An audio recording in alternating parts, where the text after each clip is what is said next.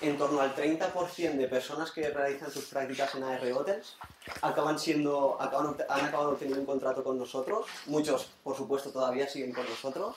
De hecho, uno de nuestros directores estudió aquí, en la Escuela Superior de Hostelería de Galicia. Nosotros siempre queremos que el cliente no diga que hay otro sitio donde le han tratado mejor, que hay otro sitio donde ha estado mejor.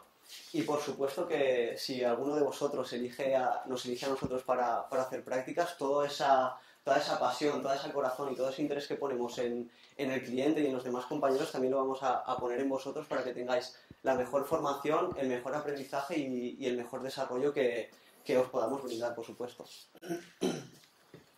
Y bueno, como veis, también tenemos programas de reclutamiento y desarrollo del talento, ¿no? Por eso estoy yo hoy aquí. Estamos muy interesados en reclutar gente bien formada, con interés y con vocación por esto, que quiera desarrollarse con nosotros.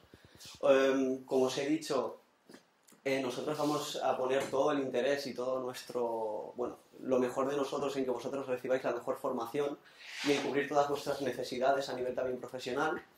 Pero más allá de los argumentos que yo os pueda dar, por ejemplo, Domènec Biosca, que no sé si lo conocéis, pero bueno, es una persona muy importante en el mundo turístico, es el presidente de la Asociación de Directivos y Expertos en Empresas Turísticas, también recibió el premio de experto turístico más prestigiado de las Escuelas de Hostelería de España, es medalla de honor al turismo por el Gobierno de Cataluña, además de presidente fundador de Educatur.